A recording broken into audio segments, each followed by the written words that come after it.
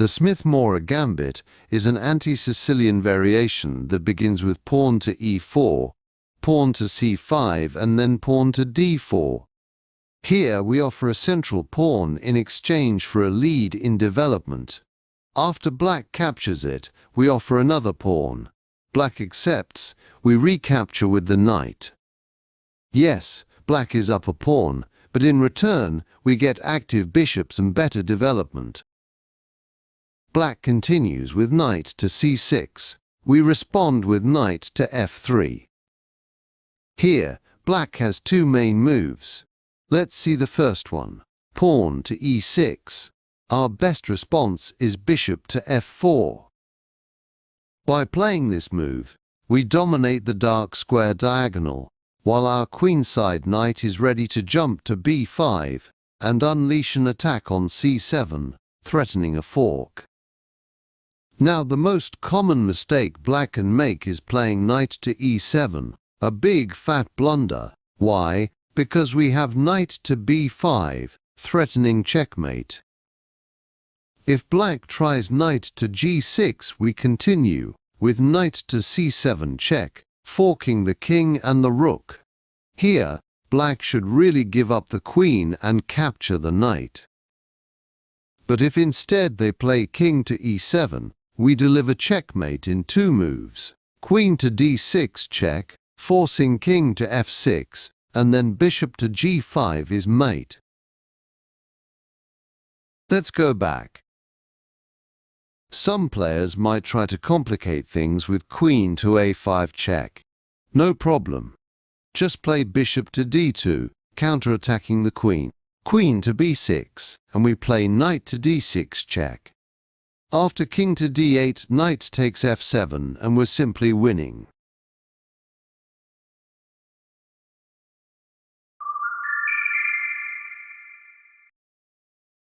Experienced players, already familiar with this attacking setup, might respond with the prophylactic move.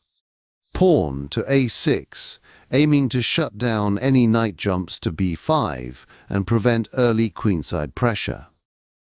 No need to worry, just switch plans and continue with pawn to e5. This seemingly modest push serves two critical purposes. First, it blocks the development of their kingside knight to f6. More importantly, it carves out a powerful outpost on the d6 square. The opponent may continue with knight to e7. Then comes bishop to d3, quietly building kingside pressure. They carry on knight to g6, bishop retreats to g3. And now black has many ways to continue. Let's see bishop to b4 first. Here we calmly castle kingside.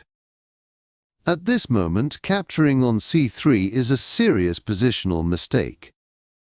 Because after pawn takes c3, the absence of their dark squared bishop creates long-term weaknesses across those dark squares.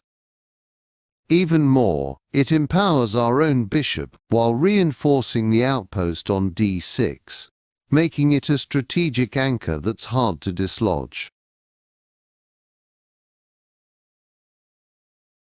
That's why most players will choose to castle kingside. Here, place the queen on c2, adding pressure toward the kingside. They usually respond with pawn to b5, and that's the moment to start attacking with h4. The point of this move is that by driving their knight back to e7, the h7 pawn becomes vulnerable. The opponent, however, has a known defensive idea: rook to e8. This move invites h5, after which the knight retreats to f8, automatically defending the h7 pawn. It all looks logical, but there's a problem. They now face knight to e5. This move comes with the clear intention of jumping to g5, adding even more pressure against h7. Let's see what happens if this threat is ignored. Say they play bishop to b7, assuming nothing is wrong. Then comes knight to g5. They might try pawn to h6, but that fails after bishop to h7 check. At this point, they should capture the bishop. Refusing to do so and playing king to h8 instead leads directly to checkmate by the knight. Capturing the bishop is, of course, the better choice. Nonetheless, the attack still wins after queen takes knight with check. King moves to f8. And now the checkmate threat is set up, starting with bishop to h4, creating a royal discovered threat. They might capture the knight, but that shouldn't be a concern. Instead, continue with a queen check. After king to e7, only then capture the pawn with check. They try to block the check with pawn, but we deliver checkmate immediately with the queen.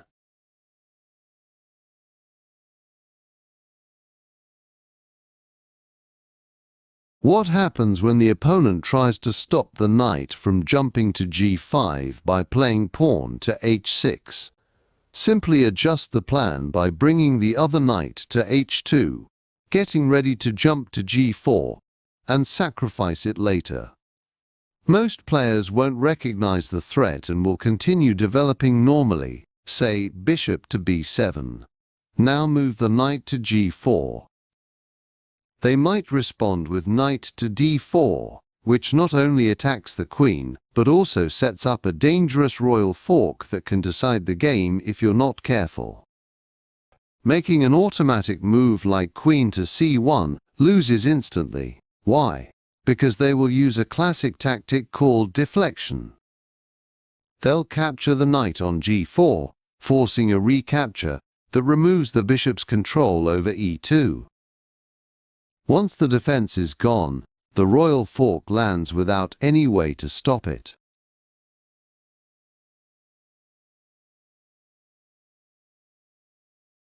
Here, the best move is queen to d1. Not only does it stop the royal fork from happening, it also prepares to shift the queen to g4 and invade the opponent's position.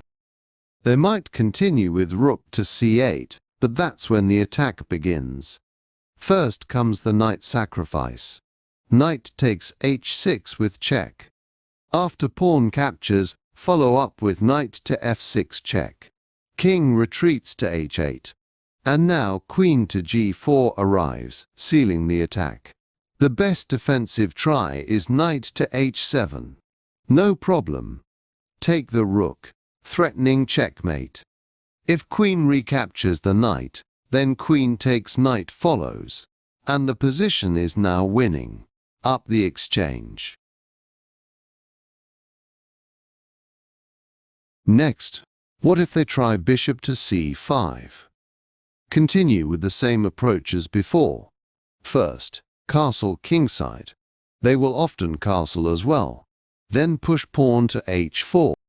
In this position, the queen and bishop aren't lined up on the light square diagonal as in the previous example, so the opponent might underestimate the threat. But cautious defenders might see it coming and try pawn to h5 to stop the advancing h-pawn. Encountering this move is actually a clue that the opponent is a weaker player, because it's a blunder. Now play knight to g5. Immediately threatening the h5 pawn, which cannot be saved. They might try to complicate matters with knight takes pawn. Simply recapture, then after knight takes bishop, the queen grabs the h5 pawn, threatening mate. They'll slide the rook to e8 to create an escape route for the king. In this position, their knight on e5 is protecting the f7 pawn, making it impossible to deliver an immediate checkmate. Nevertheless, the plan remains strong by targeting that very knight. Start with bishop to h7 check, pushing the king to f8. Follow up with rook a to e1, aiming to eliminate the defending knight and clear the path for mate. The best defensive try is queen to f6 to prolong survival, but rook captures the knight anyway. Notice the queen can't recapture because the checkmate threat from our own queen remains on the board. To avoid disaster, they'll try pushing pawn to g6 to hit the queen. Answer with a queen check. If they play king to e7, the position collapses after the stunning move knight to d5, a royal fork.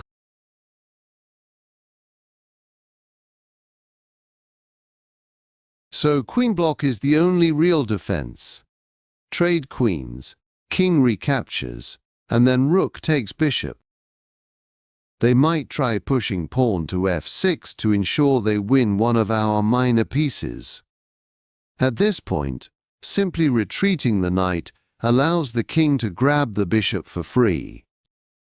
But in chess it pays to be heartless. No free gifts. If the bishop is going to fall, let it take something first. So play bishop takes pawn. After the king recaptures, only then retreat the knight. And we are winning a piece. Some players might also try pawn to h6. Answer this calmly with pawn to h5, forcing their knight off the king's side, then continue with knight to e4. If the dark squared bishop retreats from the diagonal, say to a7, it's time to set up the attack. Start by playing bishop to h4, putting direct pressure on their queen. After queen to b6, continue with the quiet yet deadly move queen to d2. It pretends to defend the b2 pawn, but the real intention is to target the h6 pawn.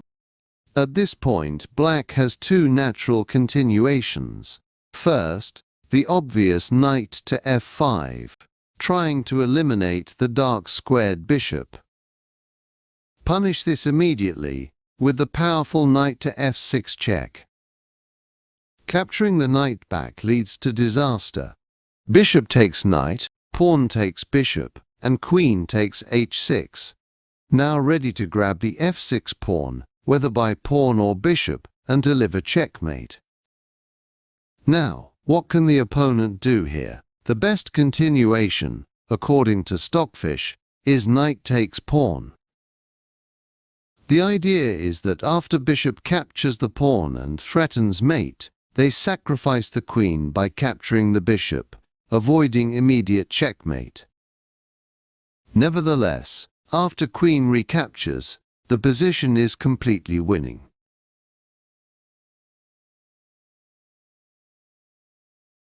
The second move is knight to d5. Respond with pawn to a3, limiting the activity of black's pieces on the queen side.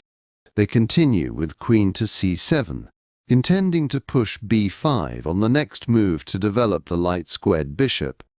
Here, deliver the same attack as before. Play knight to f6 check. After pawn takes knight, queen captures on h6, immediately threatening checkmate. If they try to defend with pawn to f5, answer with bishop to f6. Checkmate is inevitable, because even if they capture the bishop, after the pawn recaptures, the mate will still follow.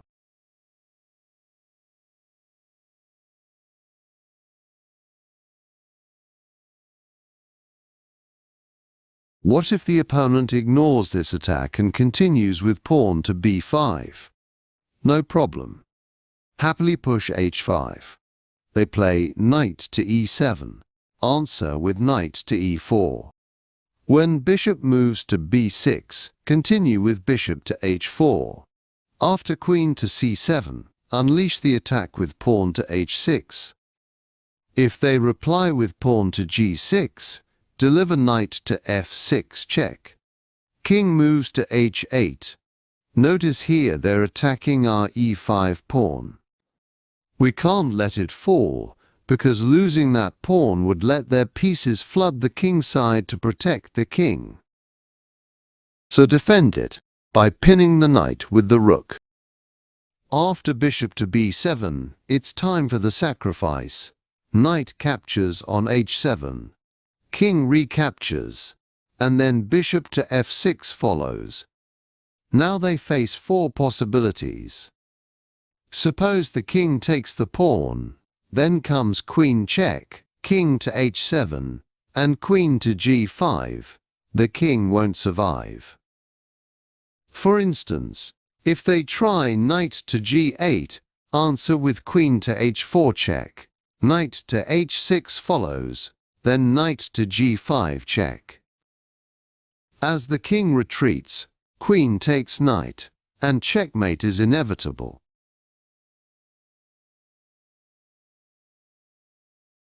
What about knight to g8? Respond with knight to g5 check. If the king takes the pawn, play queen to g4. The king is dead meat.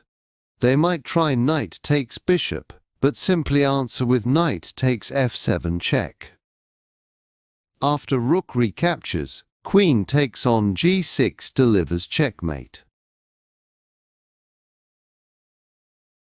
Knight to d5 will be met with knight check. If the king retreats, finish it with checkmate using the pawn. In the case of king takes pawn, continue with queen to g4, threatening checkmate. Suppose they play knight takes bishop, use the same idea as before, knight takes f7 check. After rook recaptures, queen takes g6 checkmate. Lastly, if they try knight to f5, still respond with a knight check. If the king retreats, deliver checkmate with the pawn. And if the king takes the pawn, as usual, play queen to g4, threatening mate. If knight to g7 appears, answer with knight takes f7 check. Suppose the rook doesn't capture, and instead the king moves to h7, they still get mated. After queen takes on g6 check, king to g8, and queen takes the knight. We arrive at the last variation of this chapter, which is bishop to e7. Here, don't castle immediately. Instead, push h4. This discourages the opponent from castling, so they will likely try to block the advancing h-pawn with h5. Eliminate the knight. Pawn recaptures, and then bring the queen to attack the g6 pawn. The king steps over to protect it. Now castle kingside. After, say, b5, continue with knight to e4. If they play bishop to b7, here's the critical moment. Which knight should deliver the check? The answer is knight f to g5 check. The reason is that it opens the way for the queen to occupy the f-file. Now, suppose they retreat the king to f8. Check with the queen. To avoid immediate mate, they're forced to shield the king with the bishop. Capture it with the pawn. After pawn takes pawn, queen captures the pawn check, queen recaptures, and finally, knight takes queen, winning a piece.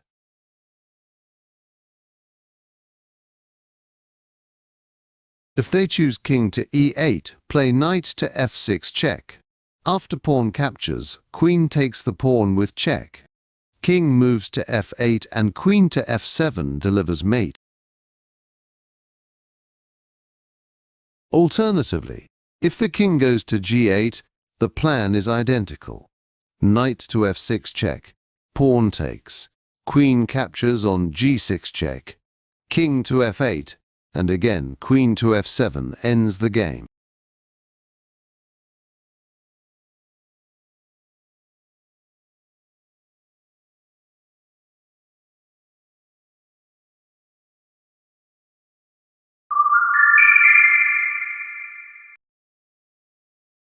Another move you will likely encounter in this position is bishop to b4.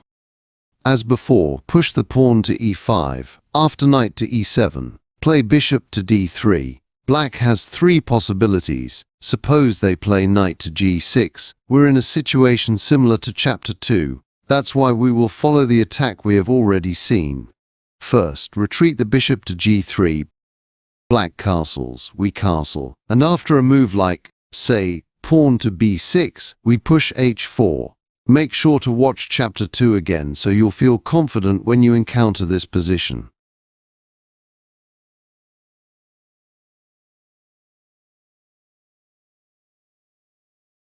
In case black plays knight to d5, you retreat the bishop to d2. In this position, trading off the knights is a dangerous act, because after we recapture with the pawn, the bishop gets attacked, and most players will move automatically, playing the bishop to c5. After we castle, and they also castle, we unleash the Greek gift sacrifice. Bishop takes h7 check. King takes bishop, followed by knight to g5 check. In the Greek gift position like this, you should remember, if your opponent retreats the king, it's a blunder because of queen to h5, rook to e8, gives room for the king to escape. But this is not going to work, since queen takes f7 check, pushes the king to h8. Then we check again, king to g8, we check, king to f8, once again check, king to e7, and we finish them by capturing the g7 pawn, checkmate.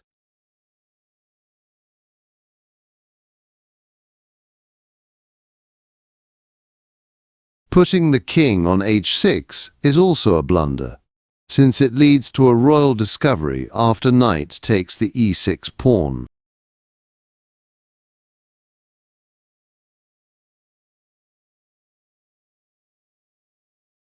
The best continuation is king to g6. This option is less deadly, although we still win convincingly, after queen to g4, threatening a royal discovery. Pawn to f6. We capture en passant, renewing the threat. King takes the pawn, and a stunning move. Knight takes e6. Black eliminates the knight, but here comes bishop to g5, a royal skewer, winning the game.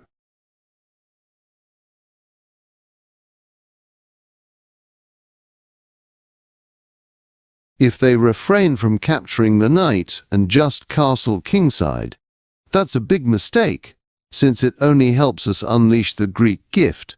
Bishop takes h7 check, king takes bishop, knight to g5 check. We have already seen before that king to g6 is always the best choice for black. In the previous encounter, we played queen to g4 and crushed the opponent convincingly. Here that move is not good enough, since black has a knight guarding the f6 square. Let's see why it doesn't work. Pawn to f5. We take en passant, and knight takes the pawn, hitting the queen and nullifying our attack. Let's go back. The best continuation that guarantees a win is pawn to h4. Remember, when black's king is on the g6 square, you can always choose between this move or queen to g4, depending on the situation on the board. Bear in mind, if they have a knight defending the f6 square, play h4. If they don't, then play queen to g4. Now if black continues with f6, hitting our knight, we ignore it and push h4 check, forcing the king to step onto the h6 square. Once they do that, we deliver a royal discovery, with knight takes e6, winning the game.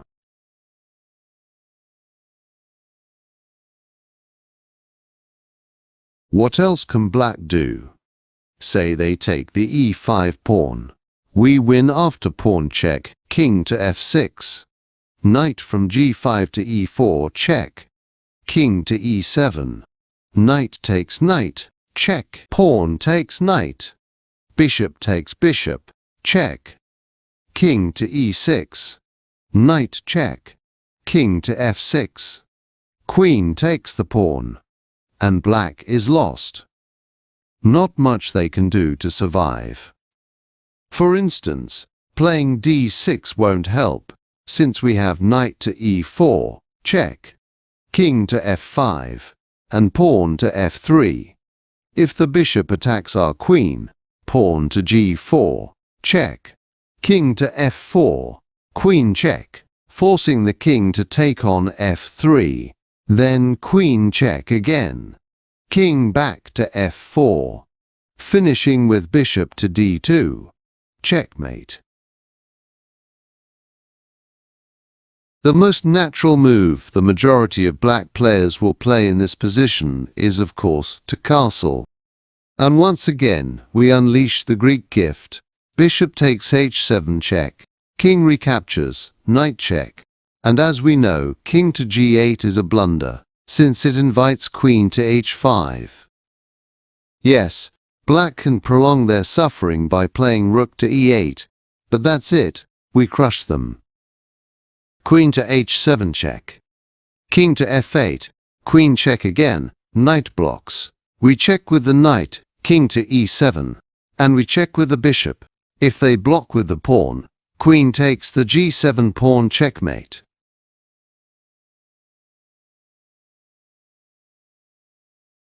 If they block with the knight, bishop takes the knight check, pawn recaptures, and queen takes the pawn, checkmate.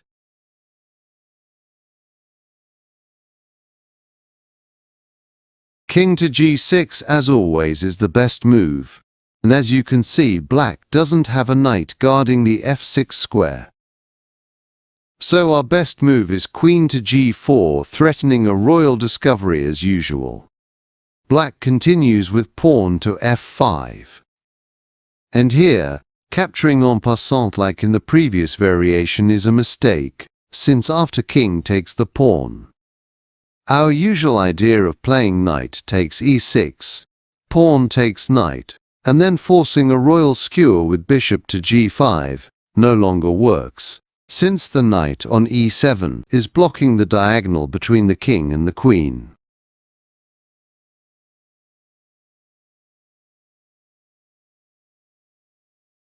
The best continuation is to retreat the queen to g3, maintaining the threat. Black tries to save their queen by moving it far away to a5. But we are still winning after knight takes the e6 pawn with check, king to f7, queen takes on g7 with check, king takes the knight, and the best continuation is to castle queenside.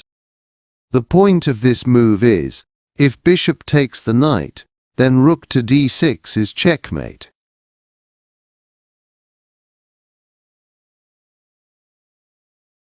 If black saves the f8 rook to f7, we give check with the rook again. Bishop takes rook, queen gives check, knight blocks the check, queen takes knight check, king to e7, pawn takes bishop check, opening the e-file. Queen to e8, rook to e1 check, king to f8, bishop to h6 check, rook to g7, and queen takes rook, checkmate.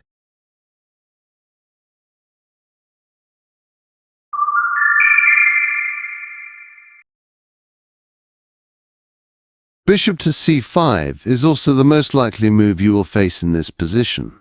As in Chapter 3, play e5, knight to e7, and bishop to d3. You are already familiar with this setup.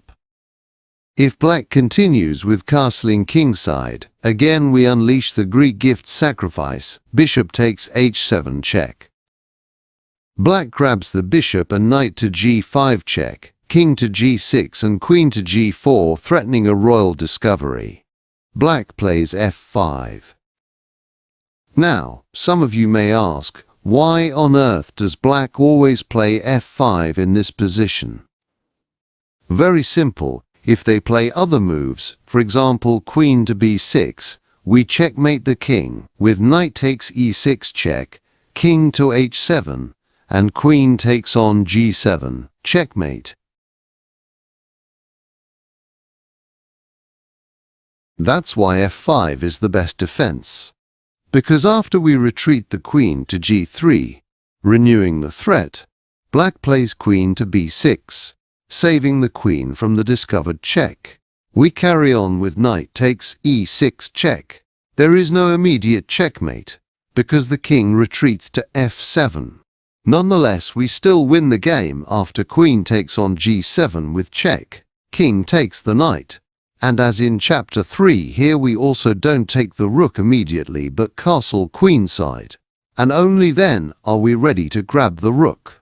If rook to f7, we sacrifice our rook to d6 check. Bishop takes the rook, and queen gives check. The knight is forced to block. Queen takes the knight with check. King to e7. Pawn takes the bishop with check. King to e8. Rook check. King to f8. Bishop check. Rook to g7. And queen takes the rook. Checkmate. Opponents who are already familiar with the Greek gift will likely refrain from castling and instead play the prophylactic move, pawn to h6. We simply castle, and if they also castle, we continue with queen to d2. The objective of this move is that if black plays something like pawn to b6, we sacrifice the bishop by taking on h6. Pawn takes bishop, queen takes the pawn, ready for a checkmate on h7. Rook to e8 doesn't work here, since we don't check with the queen, but with the bishop, forcing the king to h8. Then bishop to g6 check, king to g8, queen check, king to f8. And finish with queen takes f7, checkmate.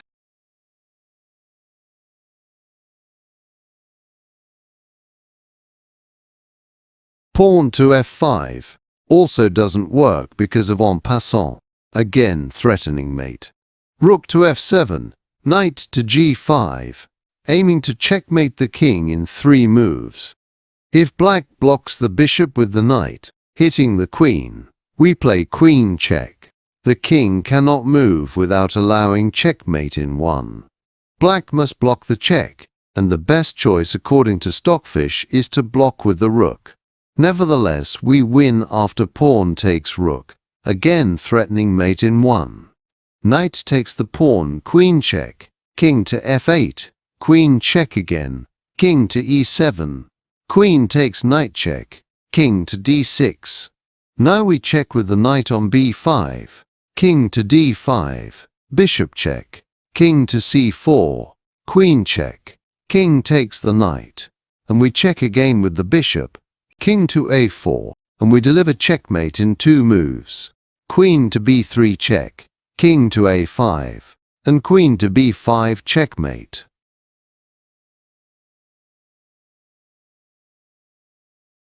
Preventing checkmate with knight to g6 is useless, since knight to g5 will guarantee a checkmate. The only way for black to stop this is by giving up the queen. Queen recaptures, and we are winning. Blocking the bishop with knight to f5 doesn't help much. We are winning after bishop takes the knight, pawn recaptures, and knight to g5. Again, black must give up the queen to prevent checkmate. Queen recaptures, and we win the game.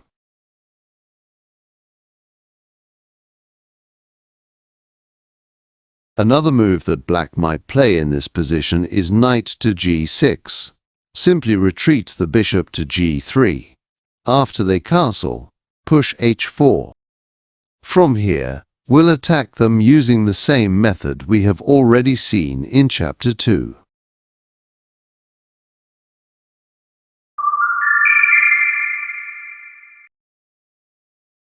Black's last choice is bishop to e7. By playing this move, black avoids falling victim to the Greek gift, and also prepares to attack the king's side with a pawn storm. This move, however, is rarely played. We respond with e5, denying the development of the king's side knight to f6, so black is more likely to continue with the pawn storm. After pawn to g5, we retreat the bishop to g3. When black pushes g4, we play knight to d2, then h5 follows, and we respond with knight to e4. You can see how powerful the knight is. helping the pawns control strategic dark squares in black's territory. Should black dare to push h4, we play bishop to f4, immediately attacking the g4 pawn. Defending this pawn with a knight is futile, as we gladly exchange the knight, the rook captures the bishop, and the queen takes the g4 pawn. Now suppose black's knight captures the e5 pawn, hitting our queen. We retaliate with queen to g7, rook to h5, bishop to e2. If black counters with bishop to f8, attacking the queen, we play queen to g8. When the rook moves to f5, we respond with knight to d6, winning the exchange. If the rook goes to h6, we play knight to d6 check, king to e7, and rook to d1, protecting the knight. Should the rook attack our queen, we move queen to h8, targeting the knight.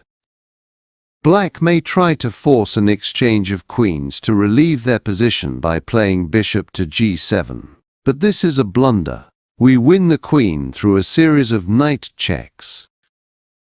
First, knight from d6 to f5 check. Pawn takes the knight, and then the other knight delivers another check. The king is forced to abandon the queen, allowing us to capture it and win the game.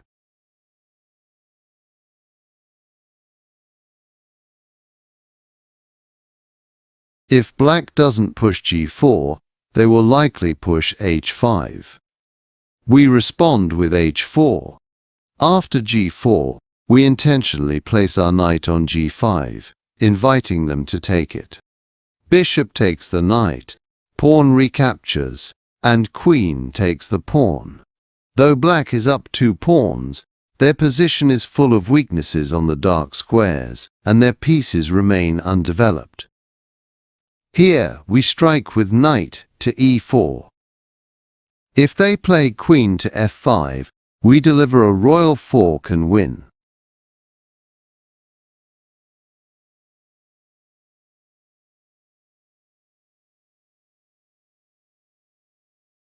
Queen to e7 is better, but our knight still checks. King to f8 follows, and you can see how powerful our knight on d6 is, pressuring black's position. We continue with bishop to h4. When black plays pawn to f6, we capture with our pawn, the knight recaptures, and we play queen to d2. After queen to g7, bishop to c4 prevents the knight from jumping to d5, and if black attacks this bishop, we win after queen to f4.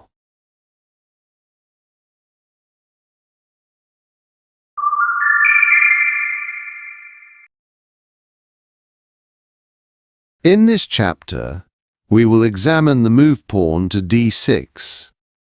We continue with queen to b3. This position can actually be reached through another line that we will see in chapter 7. Black has 4 main possibilities here. Let's look first at queen to b6, offering a queen trade. We should accept this exchange. After the pawn recaptures the queen, black is left with doubled pawns. From here, we pressure them with knight to b5. If king to d7, we switch sides with knight to g5, then knight to h6. We proceed with bishop to c4. If pawn to f6, knight captures on e6, and there's nothing black can do about it.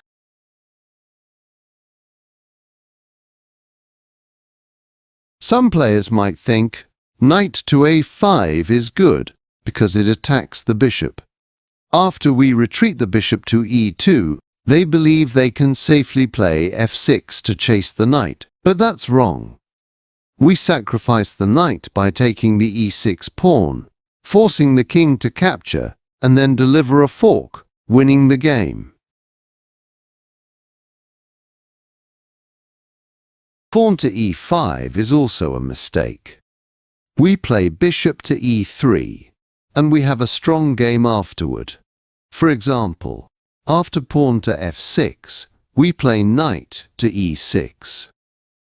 The rook protects the pawn, but our knight attacks the rook.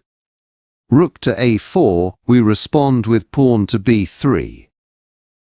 If rook goes to a5, bishop takes the b6 pawn, trapping the rook.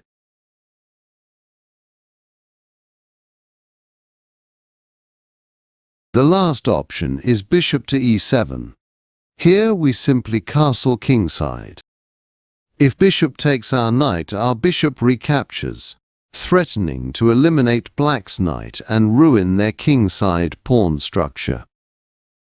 Black might try moving the knight to g4, so we place the rook on d1.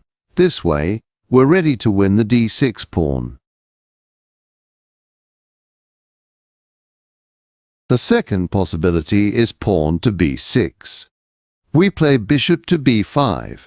When they defend the knight with bishop to b7, we respond with knight to d4. After rook to c8, we play the quiet but deadly move rook to d1. Suppose black continues with pawn to a6. We trade knights, bishop recaptures, bishop takes the a6 pawn, rook to a8, bishop retreats to b5, bishop trades, and knight takes back, hitting the d6 pawn 3 times. If black pushes e5, we take the e-pawn, renewing the threat, since the d6 pawn remains pinned by the rook on d1, and we will win the game. Pawn to e5, forking the bishop and knight, is actually a blunder. We simply capture the e5 pawn, knowing that if black recaptures, all hell breaks loose after knight takes knight. The rook on d1 becomes incredibly powerful. If black tries to save the queen by moving to c7, we play knight takes e5, a discovered check. After king to e7, queen takes on f7 is checkmate. Bishop to d7 is another line, but we're still winning. We castle kingside. Black now has 3 continuations. For pawn to a6 we exchange. Bishop takes knight. Bishop takes back. Then place the kingside rook on d1. Why the kingside rook? Because if we use the queenside rook, the other rook won't be active in the near future. We also want to use the queenside rook on the c-file, in case black's queen moves there. Now, let's see what happens after bishop to e7. We attack with knight to e5, bishop to b7, queen to a4 check, pawn to b5. We sacrifice the knight, pawn takes knight, queen takes b5 check, king to f8, knight check, king to e8, knight to c5 check, king back to f8, and knight takes bishop. If black plays rook to b8, pinning the knight, we have a strong positional move. Pawn to a4. This move not only aims at a future promotion but also protects the queen. Black will most likely play queen to c7, attacking our knight. We continue with rook to c1, attacking the queen. Should the queen take the knight, we recapture. Rook takes back, then rook to c8 check follows, forcing the bishop to block. Rook takes bishop with check, king to e7, and rook on d1 takes the d6 pawn. Now if black continues, with rook takes a2, threatening mate, we don't need to worry, we deliver our own checkmate. First, bishop to g5 check forces them to shield the king with either the knight or a pawn. Then we finish with a simple checkmate.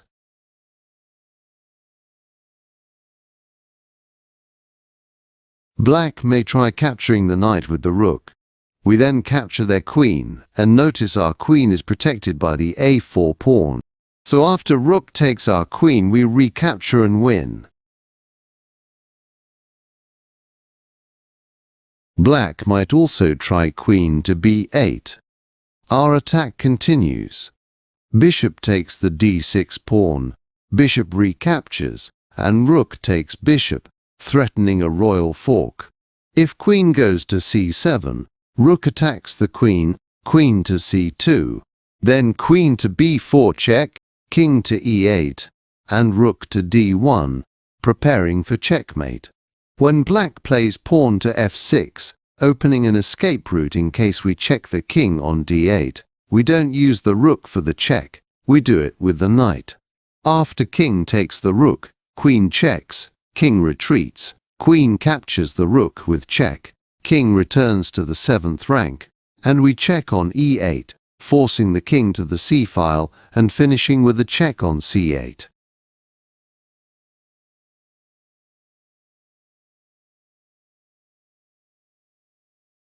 If black plays knight to f6, we push e5, knight to h5, and bishop to e3, aiming to trap the knight next. Should bishop take the knight and pawn recapture, trapping is no longer possible, but now we attack black's pawns. If they try to save the b-pawn with b5, we capture the d-pawn. After bishop recaptures, knight to e4 wins a piece.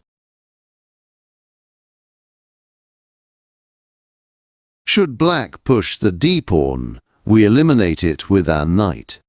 After pawn takes knight, rook takes the pawn, queen to c8, and e6 follows. Knight to f6, pawn takes with check, king to e7, rook to e1, threatening a royal discovery. After queen to b7, bishop to f4 check, forces the king to capture the f7 pawn, and then rook to d7 check wins the game.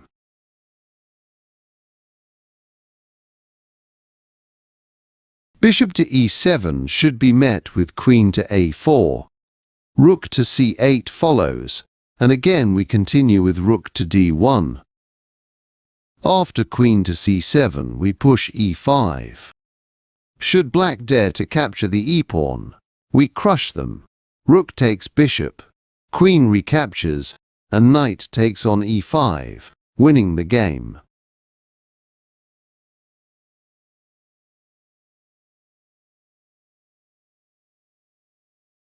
That's why pawn to d5 is necessary. Here, we sacrifice the knight, hitting the queen. After the pawn takes the knight, we carry on with pawn to e6. Bishop to d6, pawn takes bishop with check, queen recaptures, and then rook takes the d-pawn. Once again, we're winning.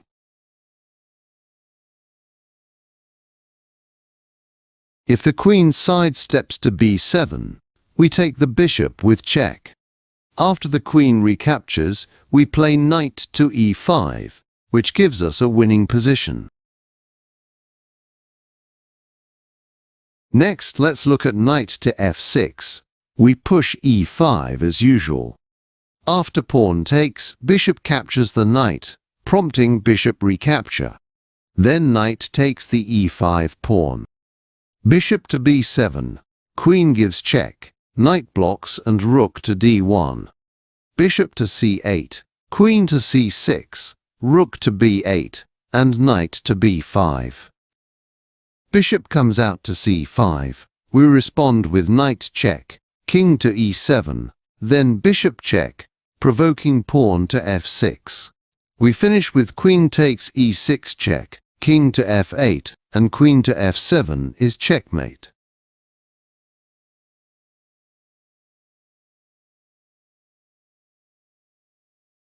Now let's examine the two most common moves played by experienced players, starting with bishop to e7. Against this we play the silent killer, rook to d1. Knight to f6 prepares for castling, so we push e5. After knight to h5 we play bishop to e3, intending to trap the knight. To save the piece, Black plays g6, creating space for retreat, but we still push g4. Once the knight moves back, we capture the d6 pawn, hitting the bishop. Should the bishop take the pawn, bishop to c5 gives us a winning position.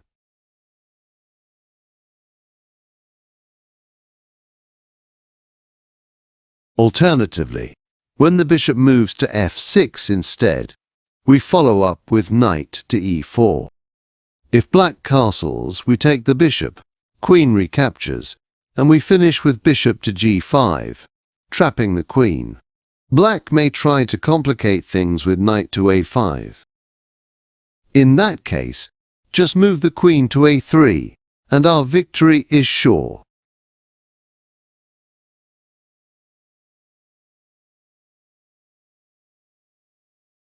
Knight to f6, in fact, often leads to the same position as bishop to e7. That's because after we reply with rook to d1, followed by bishop to e7 and e5, we reach a familiar setup. And we already know what happens when black plays knight to h6. So let's now focus on another move you might encounter, knight to d5. In this case, simply capture the knight. After the pawn recaptures, we take the pawn with the rook. This provokes bishop to e6. We capture the d6 pawn. After bishop takes our rook, queen recaptures, bishop to f6, and we continue with bishop to d3. Black castles, and so do we. If black dares to grab the b2 pawn, we strike with the Greek gift. Bishop takes h7, king recaptures, and queen to h5 check. After the king retreats, knight to g5 threatens an instant checkmate. The only way for black to survive is to give up the queen. We recapture, winning the game.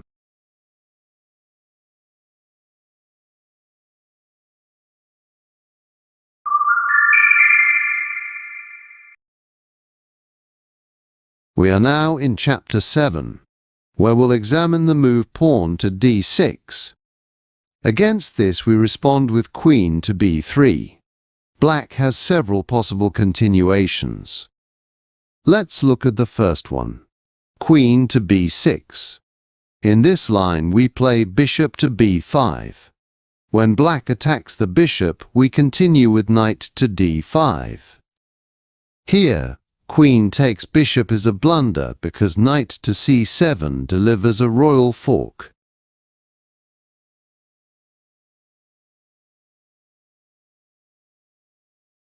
Queen to a5 check is also not a good choice. We reply with bishop to d2, forcing the queen to retreat. After that we proceed with bishop to e3, a poisonous trap. Should black take the bishop, we win with bishop to b6. Queen to d7 follows, then knight to c7 check. King to d8, knight takes the rook with check. King moves to e8, knight checks again, king to d8, and finally queen takes on f7, threatening a double checkmate. Black's only defense is for the queen to capture the knight, but bishop recaptures, king takes bishop, and queen also takes bishop, leaving us winning.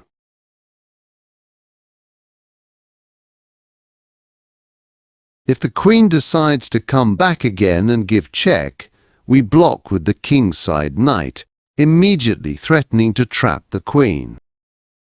After pawn takes bishop, we continue with bishop to b6, queen to a4 follows, but knight to c7 check comes next. King to d7, then queen takes the f7 pawn, threatening checkmate in one. Knight to f6 is played to defend, but checkmate still comes. Queen check, king to d8. Knight takes the b5 pawn with check, king to e8, and knight captures the d6 pawn, delivering checkmate.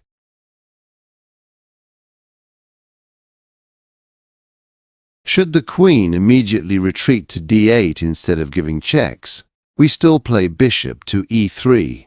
The position repeats. Pawn takes bishop, bishop to b6, queen to d7, knight to c7, check, king to d8, knight takes rook with check, king to e8, another knight check, king to d8, and queen takes on f7, once again threatening double checkmate. Black is forced to give up the queen, and after bishop recaptures, king takes bishop, and queen also takes bishop. We're completely winning.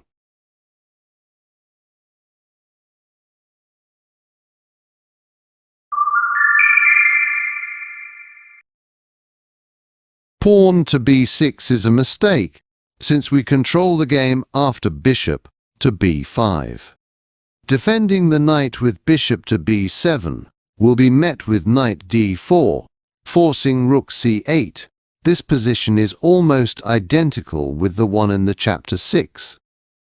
Our continuation is bishop to g5, and black has at least 3 possibilities here. Let's see the most natural one, pawn to a6. This is a mistake because we trade off the knights, bishop captures, and bishop grabs the a-pawn, rook to a8. Bishop retreats to c4, targeting the f7 pawn, and there is no way for black to defend this pawn other than to push it to f6. Trying knight to h6 is futile since we just eliminate the knight. Pawn takes, bishop take f7 check, king d7, and a quite but deadly move, knight to b5. If black continues with, let's say, bishop to g7, queen to e6 is a checkmate. Pawn to h6 doesn't help either, since we just ignore it and continue with knight d5, opening the c-file for the rook. Should black takes the bishop, we crush them with rook to c1. Now what should black do? Queen to d7, which useless, because we still trade the knight. Bishop recaptures, and the key move is capture with the rook. Why? Because after they recapture, the rook, the queen and the king get attack. Now just add another attacker, queen to a4, and black's position is collapsed.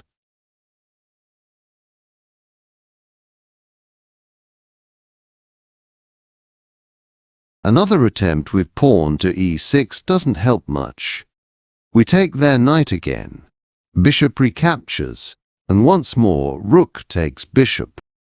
Rook takes back, and bishop recaptures check, forcing queen to shield the king. Bishop takes queen, king takes bishop. We are victorious.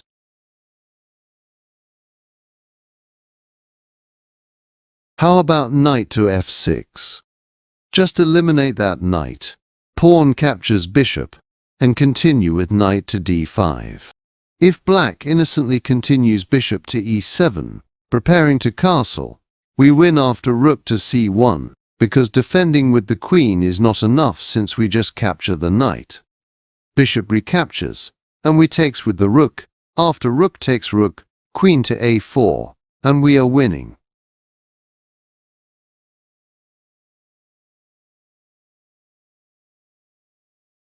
Bishop to d7 is better than bishop to b7. We should castle, and black has 3 choices. If pawn to a6, we exchange pieces. Bishop takes knight, bishop recapture, and rook to d1. After black continues with pawn e6, play bishop to f4. And we transpose into the position like in the chapter 6. Make sure to watch chapter 6 again to bolster your confidence in handling this situation. Pawn to e6 will also transpose into the same position, like in the chapter 6 after bishop to f4. Again, go back and watch chapter 6.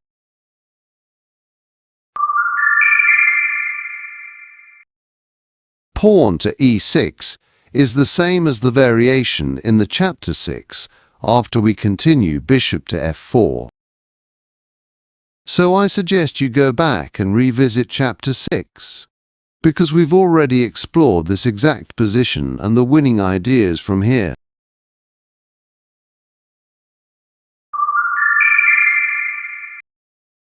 Pawn to e5, although rare, is a move you'll surely encounter from time to time.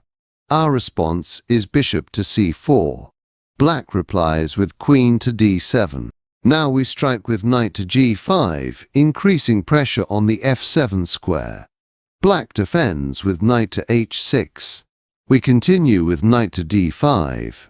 When black counters with knight to a5, we calmly shift the queen to c3. Black captures the bishop and we recapture with the queen, now threatening a fork. Rook to b8 follows, and here comes the critical positional shot. Knight to c7, check. The king is forced to move to d8. The knight returns to d5. At this point, black's king is stuck in the center and can no longer castle. They continue with bishop to e7, and we simply castle kingside. Black pushes pawn to f6, trying to chase away the knight, but we leap to e6 with check. Queen takes the knight, and queen to c7 delivers a check in return. After king to e8, we capture the rook, setting up a royal fork. The king moves to f7, and we follow up with bishop takes knight, destroying the kingside pawn structure after black recaptures. We now activate the rook to the c-file. Black plays rook to g8, aiming to sacrifice it for perpetual check and force a draw. We shut this down with pawn to g3. Black pushes pawn to h5. We answer with knight takes e7. If black recaptures with the queen, they lose their bishop. So the king is forced to take the knight. Next comes rook to c7, check. Black blocks with the bishop. We respond with rook takes bishop, check. Capturing with the queen would lose the rook. So king takes rook is the only real choice. But now we continue with queen takes b7, check. The king steps to e8, and we follow with rook to c1, lining up for a decisive attack. At this point, the game is lost for black. To save the king, they would need to give up the queen. For example, king to f8, rook to c8, check, queen takes rook, and queen recaptures, leaving us in a completely winning position.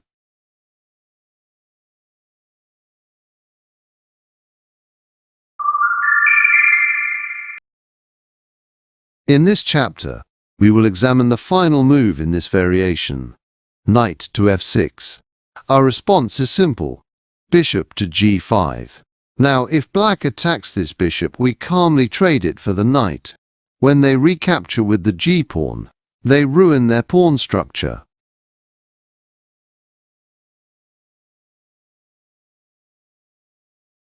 Capturing with the e-pawn is not good either. We continue by developing the light-squared bishop to c4, targeting the f7 pawn. Black defends that pawn with the queen, now threatening a fork between our queen and bishop.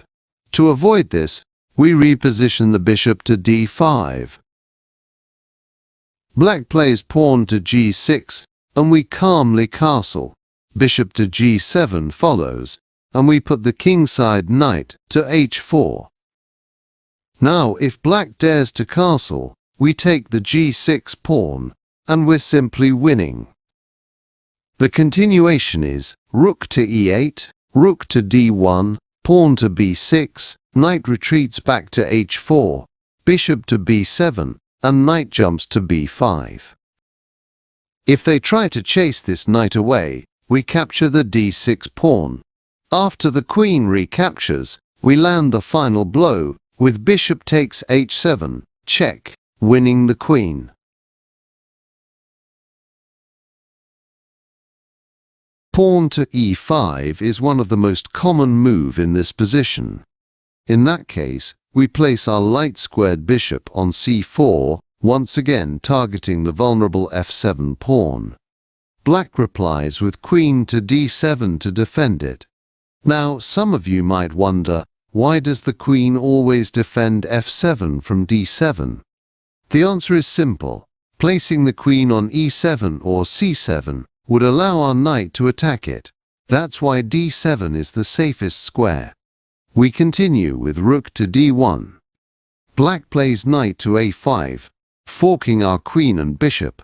We calmly move the queen to b4. Knight captures bishop and queen recaptures.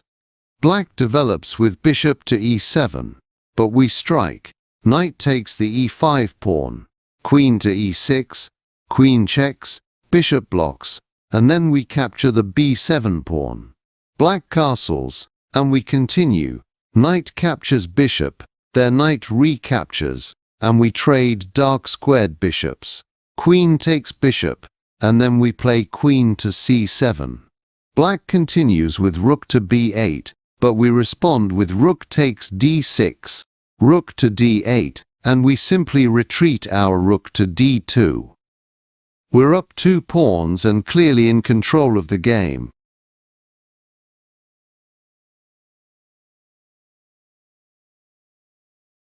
You'll also encounter the move pawn to e6. As usual, place the rook on d1. After bishop to e7, we strike with pawn to e5. Knight to d5. And we trade bishops, queen recaptures. We continue by trading pawns, and after queen takes back, we trade knights as well. Pawn recaptures, and we immediately capture that central pawn with our rook. Now comes queen check. The best response is to block with our queen. Black trades off the queens, pawn recaptures, and they castle. From here, continue with bishop to b5. After bishop to e6, we eliminate the knight, pawn recaptures, and we place the rook on a5. Rook to d8 follows, then knight to d4. Black plays bishop to d5, and we bring our king to f2. Rook to d7, then rook to c1, and black replies with rook to c8. Now we continue with pawn to b4, a flexible waiting move. We're simply waiting for black's king to approach, hoping to assist in the defense. When the king steps to f8, we play pawn to a3, securing our queenside pawns on dark squares to avoid targets for the light-squared bishop. If the king moves to e7, we break through with pawn to e4. Capturing this pawn is impossible, since we respond with rook to e5, winning material. Then if black tries bishop to a2, knight takes pawn with check. King retreats, and we follow up with king to e3. We're a pawn up in a superior endgame.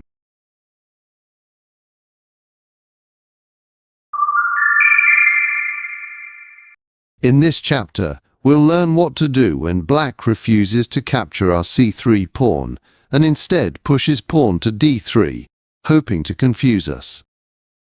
The answer is simple. Capture that pawn with the bishop. Next comes knight to c6. We respond with knight to f3. Then pawn to g6, preparing to fianchetto the dark-squared bishop. Here we strike with pawn to e5, denying black's kingside knight its natural development square. Bishop to g7 follows, and we develop our own bishop to f4. Black plays pawn to e6, creating space for the knight, but at the same time weakening their position by allowing us to use the d6 square as an outpost. To exploit this, we develop our queenside knight to a3. From there, it can jump to b5 or c4, and eventually settle on d6. Once in place, that knight becomes a monster deep inside black's territory.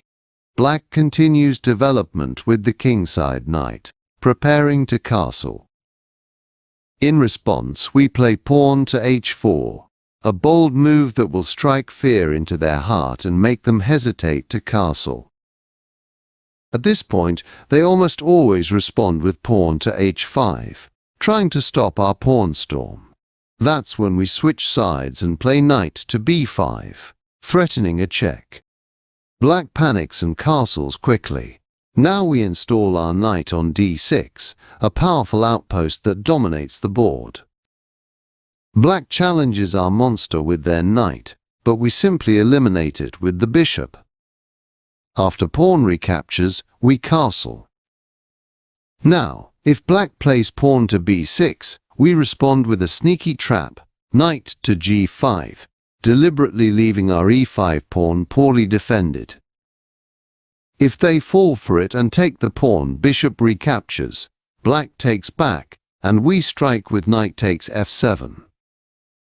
Rook takes knight, knight takes rook, king recaptures, and queen to d5 check wins the game on the spot.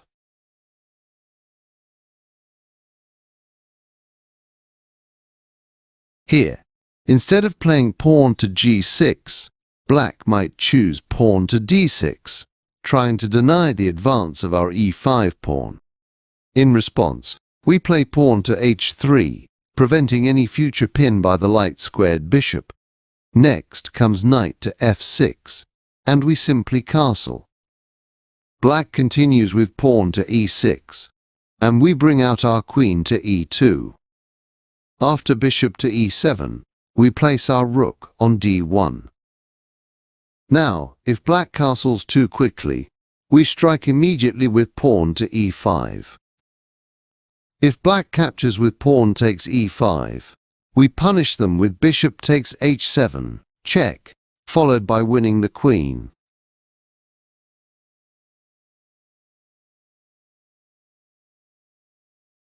Instead of the previous two moves, black may also choose pawn to e6. This is our signal to push pawn to e5. We've now entered a familiar position. Black develops the dark squared bishop, we castle, and they follow up with knight to e7, preparing to castle kingside. At this point, we begin setting up the Greek gift. Before we go for the sacrifice, we must first chase away the queenside knight. Why? Because as long as that knight can target our e5 pawn, the Greek gift will fail. For example, if we play queen to e2 and black castles, then we go for the Greek gift, bishop takes h7 check, king takes bishop, knight to g5 check, king to g6, and queen to g4. Here, the plan collapses, because black plays knight, takes e5, attacking the queen and shutting down our attack.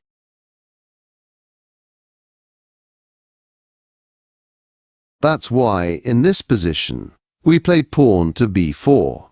Black retreats the bishop to b6, and we follow up with pawn to b5, chasing the knight away. Knight to a5, and now we push pawn to c5, completely shutting down any chance for the kingside knight to jump into the d5 square. This move also works as a waiting move. We're simply waiting for black to castle, and once they do, we safely unleash the Greek gift. Bishop takes h7, check. King captures bishop, knight to g5, check, and you already know the drill. From this point forward, we are winning.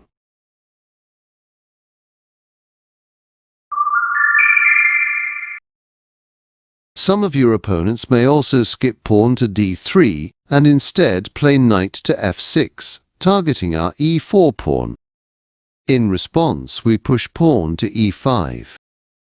The knight jumps to d5, and we capture the pawn with our queen, attacking the knight and provoking pawn to e6. We continue development with bishop to d3. After knight to c6, we reposition the queen to e4. Now, if black develops the dark squared bishop and we bring out our queenside knight, they might carelessly castle, allowing us to play queen takes f7, checkmate.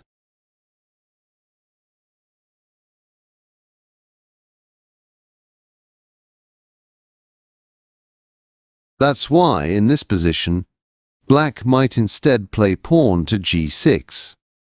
We castle, they castle, and we bring our bishop to h6.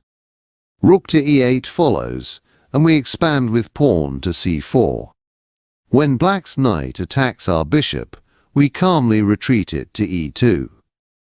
Then comes pawn to b6, knight to c3, bishop fianchettoed, and queen to f4. Sensing danger, black might offer a bishop trade, but we ignore it and continue with knight to e4. Bishop to g7 follows, and here we execute the trade. Bishop takes bishop, king recaptures, and now knight to d6. We are clearly winning.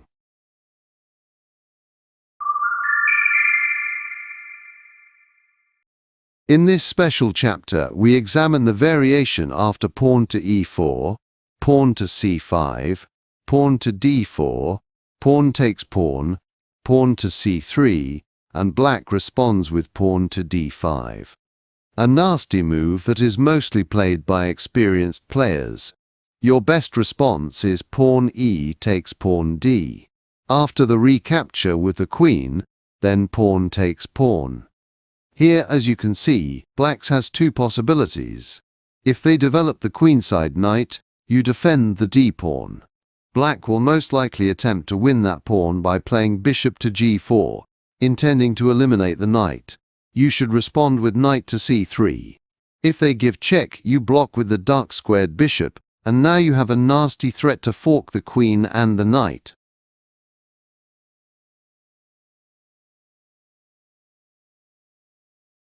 The best continuation for black is actually bishop takes knight.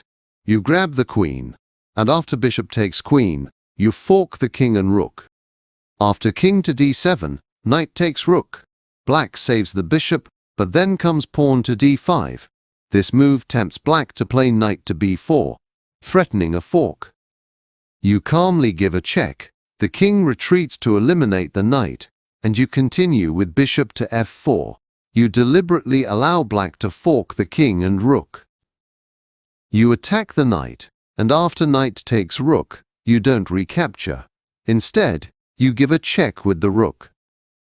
The king is forced to d8. You check with the bishop. The king is forced to c8, and you check with the knight. Black eliminates the knight, but after bishop takes pawn check, king slides to b8, bishop to d7. And you win the game.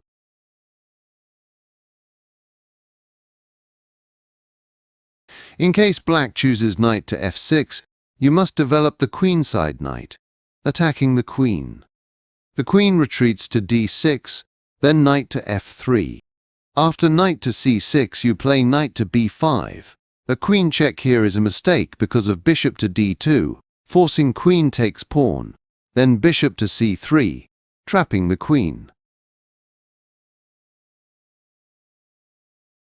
So most of the time, the queen will just retreat to d8, and here you continue with pawn to d5. If black dares to take the pawn, you grab the knight, forcing the queen to recapture, and then knight to c7 royal fork, winning a piece.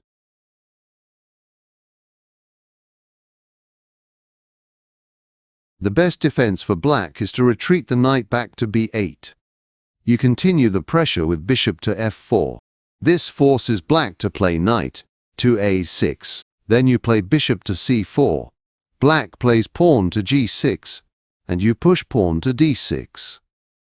Notice, if black plays pawn takes pawn, it is a mistake. You win the game. After queen check, bishop blocks knight check, king to f8, bishop check, king to g8, and finally, bishop takes f7, checkmate.